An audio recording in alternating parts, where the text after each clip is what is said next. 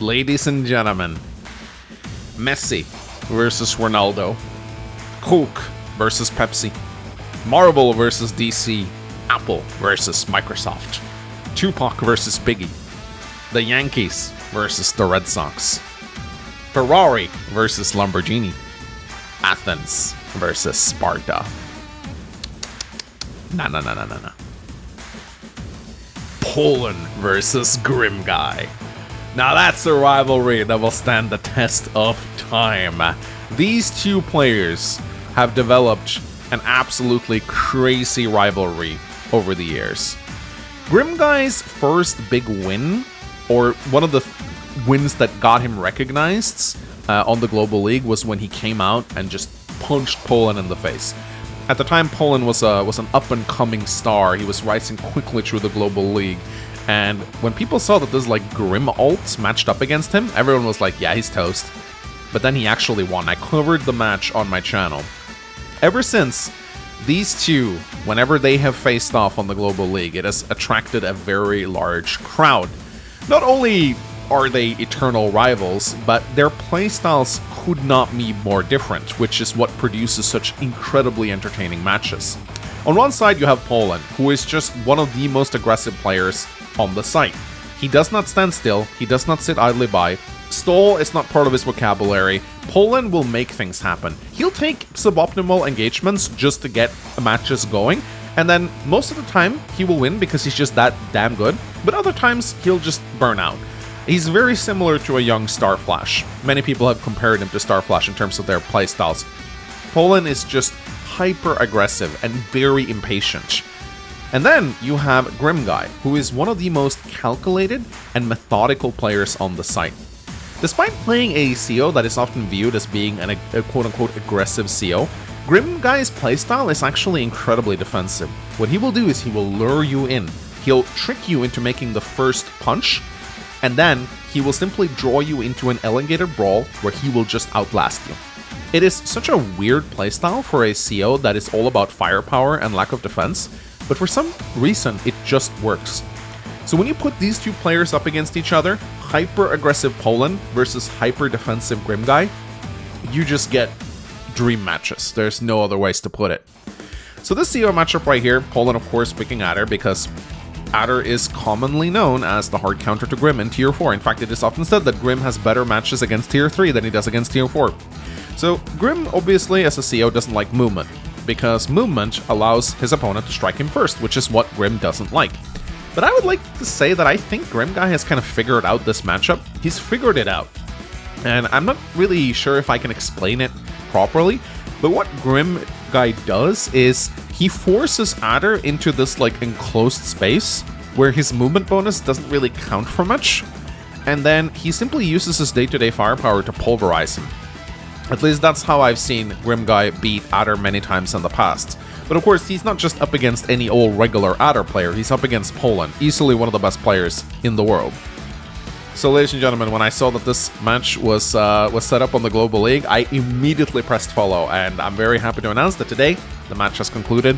We'll be able to watch it, and I actually haven't watched it. I know the results of the match, but I haven't watched it, so this will actually be like a first-time experience for me. It looked pretty wild from what I could tell, so I'm super excited to cast this match with you guys. Let's get going, shall we? Only one track that works with Grimm Guy, guys. So the map they're playing on is called From Wharfs to Wilds. Cool 2-base map with an airport. It's a really cool, I really like it. You got an easy comm tower here, so I usually like to say that I think comm towers benefit other COs more than Grimm. I think Grimm is actually pretty happy to play on a map with no comm towers, where his firepower bonus is even more substantial compared to his opponent. Whereas with comm tower, Adder with his power is able to reach that pivotal 20% firepower that allows him to two-shot infantry on cities and whatnot. So I actually think that comm towers are bad for Grimm. I might be wrong on that. It does allow him to reach some benchmarks that he otherwise wouldn't be able to reach, so... But anyway, match has started here. We see Poland is doing this little trick. I remember Inkubark doing this against me when I challenged him on this map, where he's going for this city early on. And the reason why he can do that is because yellow player here, Grimm Guy, really wants to capture this airport, because getting the airport early is super nice on this map, because battlecopters are super strong on from wharfs to wilds. Just look at all these mountains and pipes. There are so many safe spots for the battlecopter to dance around, and of course, both Grimm and Adder have really strong battlecopters. Both of them have like different niches. Like Adder's battlecopters are incredibly mobile. Grimm's battlecopters are like mini bombers. They're incredibly strong. But you can definitely snag this property away from your opponent if they go for the airport early, and it's actually a lot harder to take it back than you might think. You may think, oh, it's on your side of the map, but it's kind of far away actually, because you have to like go through this like enclosed space and through this forest right here, and it's actually pretty easy for them to like build a single artillery here and like lock it down. So once they take the city from you, then they're actually in a very good spot. And as you can see right here, Grimm Guy is like, yeah, he could like send a unit up here, but he'd rather go for the airport, and that which means that he's just gonna kind of let Poland just take it, which is fine. So that's exactly what Poland does. He takes it, and now he goes for the airport of his own. And you want to delay this comm tower for as long as you feasibly can. It doesn't give you income, so you'd rather want to go for cities to build up your economy.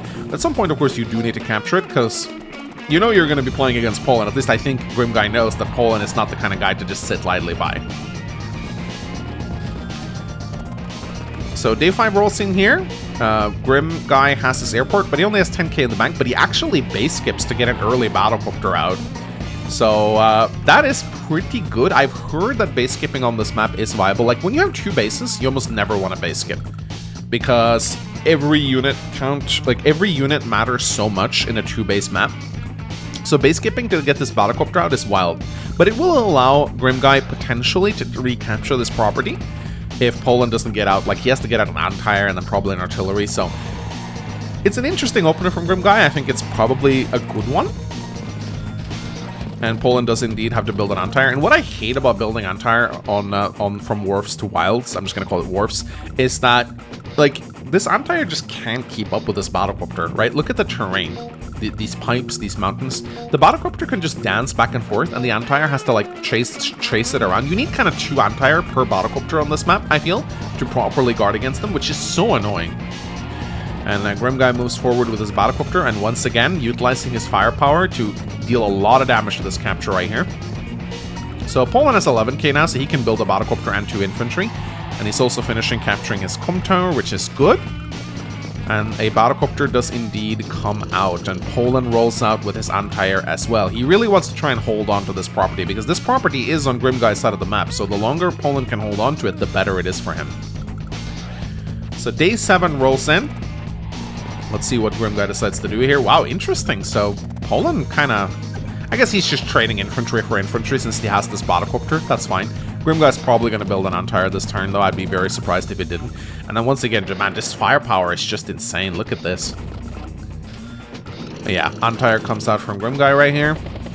And this is what I was talking about. This battlecopter, man. It's just, whoop, it just runs away from the anti-air. And let's see what Poland decides to do now. Lots of properties on the map that needs to get captured. Battlecopter comes out. Doesn't quite kill the infantry, though.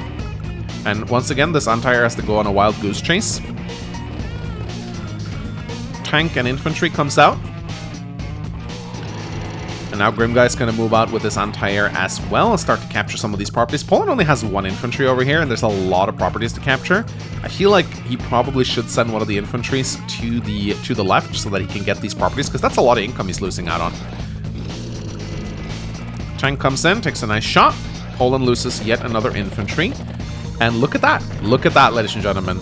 Excellent positioning from Grimm Guy right here, using the 4 HP infantry to block. What impeccable play from Grimm Guy right here. He lures his opponents into traps, man. He's an old boxer. Just using his experience to completely set up this trap for Poland. Beautifully played. But Poland is getting some free shots with his battlecopter as well. And moving his anti-air to the left, interestingly. Yeah, so this is what I was talking about. He needs 2 anti-air to guard against a single battlecopter. It is incredibly annoying. Day 9 rolls in. Both players are equal in the capture game. Poland loses yet another infantry, though. And Grimm Guy actually does a joint cap. He really wants to try and take this property back. So even with the joint cap, though, he still needs 2 more days to capture it. So Poland has some avenues to interrupt, but I think he might not. I think it's going to be a little too costly for him to take back this property.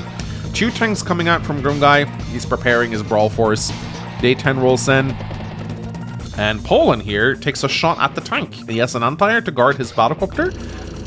So he is happy, I think. Oh, he needs to be careful, though. He can get his anti-air blocked unless he moves his infantry down, but he is going to move his infantry down. So Poland finding some engagements to take right here, but knowing Grimm Guy, he might have a trap set. And I like that he's moving his infantry down here because Grimm Guy really wants his tank in the center. So if he wastes a turn attacking the infantry, his tank is probably going to be out of position. So I'm wondering if he's actually going to make this engagement. I think he might not. And there you go, the beauty of Grimm battlecopters, 1 shot. And let's see if he's going to be able to keep his own battlecopter safe. I think maybe he'll just let Poland strike it, because he knows he's going to kill the anti-air. And this is kind of what Grimm likes. Like, right now, he's set up kind of like a chain, where he's inviting Poland to attack here. And Grimm Guy is happy to brawl here, because this is, like, if Poland decides to brawl in this area, that's on Grimm Guy's side of the river, or Grimm Guy's side of this little lake right here. So if Grimm Guy can set up kind of like a brawl here, where Poland is constantly attacking into this, then Grimm Guy will definitely win that engagement, because it's much closer to his zones. And he's building a lot of tanks. Look at that. 1, 2, 3, 4, 5 tanks, and 1 being repaired. If Poland attacks in here, he's gonna get shellacked, and that's exactly what Poland does. He even pops his side slip, ladies and gentlemen. This is like textbook Poland right here. This is textbook Poland. He will just go aggressive immediately. Oh my god, this is such textbook Poland play right here. Like, iconic Poland. He just like, yeah, no, I will brawl. I will rush in. I absolutely will rush in. But ladies and gentlemen, you see what's ready here? Grimm Guy dusts off his knuckles. Yeah, he's gonna dust off his knuckles, ladies and gentlemen. Because those knuckles are gonna be put to use. Or are they? He's actually not popping it. Maybe he feels he doesn't have to. That's the thing with Grimm Guy too. He's power up. Never mind. Yeah, this is also like typical Grimm Guy play right here. Because Grimm Guy, a lot of Grimm players will just click the power button immediately. You know? And this is like, why wouldn't you click the power button if you're going to take a bunch of engagements? Grimm Guy, on the other hand, he is very, very careful with his power management. He will make a few engagements and then pop his power.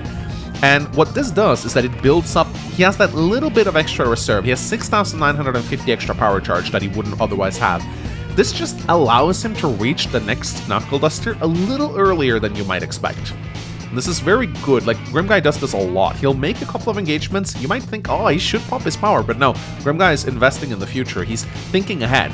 He knows that this match is not going to be over right away. So he would rather bank a little bit of CO charge for later than to make those initial engagements with the firepower bonus. And yeah, no, Poland is getting kind of shellacked here. And now look at that. Grimm Guy is once again making sure that Poland is brawling on his side of the river. If Poland wants to keep taking this engagement, it's gonna hurt for him. Poland only has 4 tanks right here. Poland needs to stop. Poland cannot continue taking these engagements, and I think he knows that.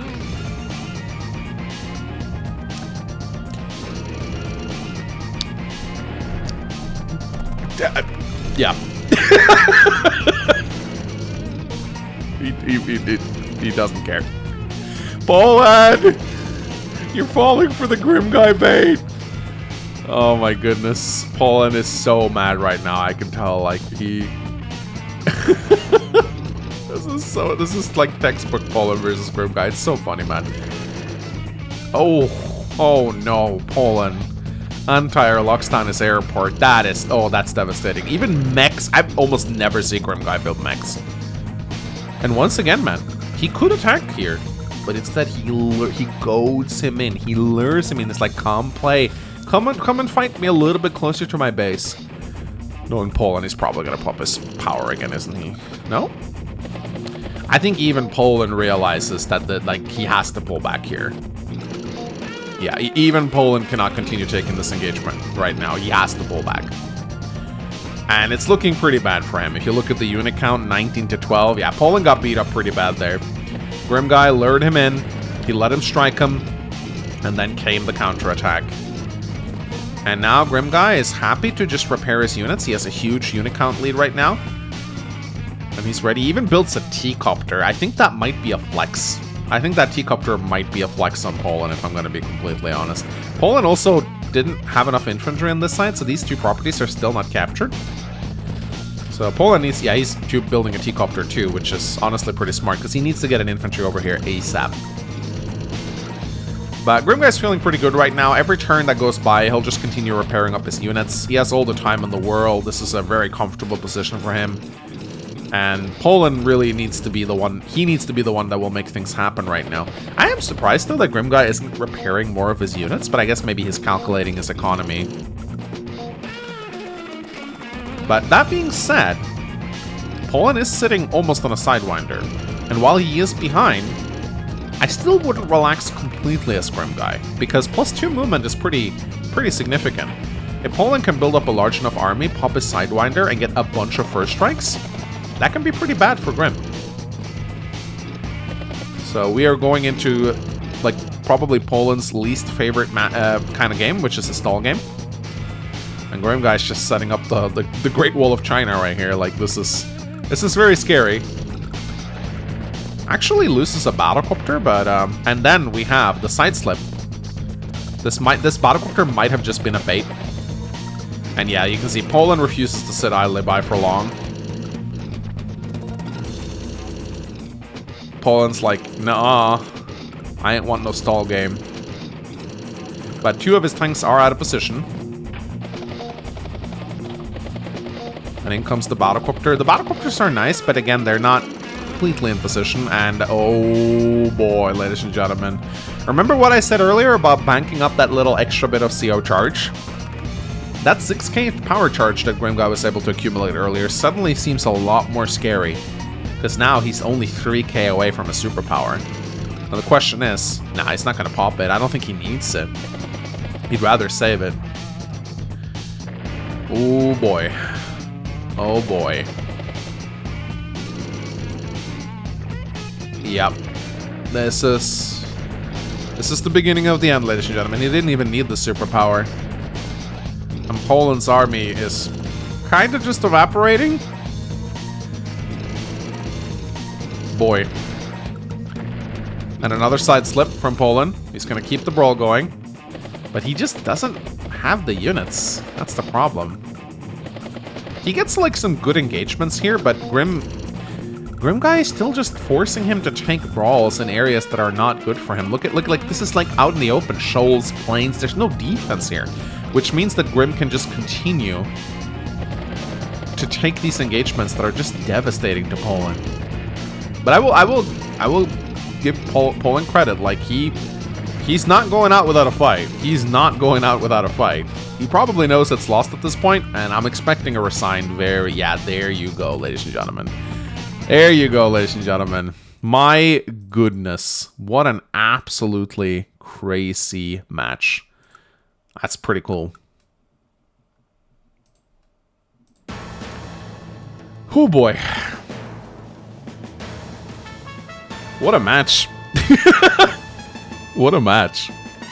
Again, I didn't watch it beforehand. I saw the results and I decided to cast it, but I did not see the match beforehand. But yeah, this went about exactly as I thought it would.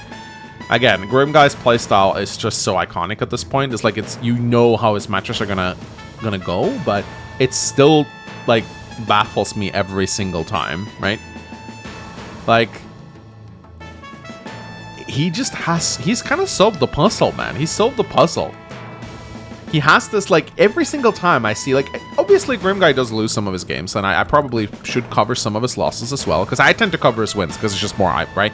But, I mean, Grimm guy definitely does lose, but it's so satisfying to see his wins, because the way in which he wins is so predictable, yet it seems like it's so hard to deal with, right? And, yeah, no, it's I hope these guys meet again. Poland versus Grimm guy always produces some of the most entertaining matches ever. And I hope you guys enjoyed as well. Remember, guys, you can submit replays at mangsawbwreplays awbw.replays@gmail.com.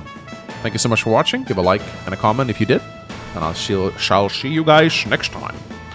Bye-bye.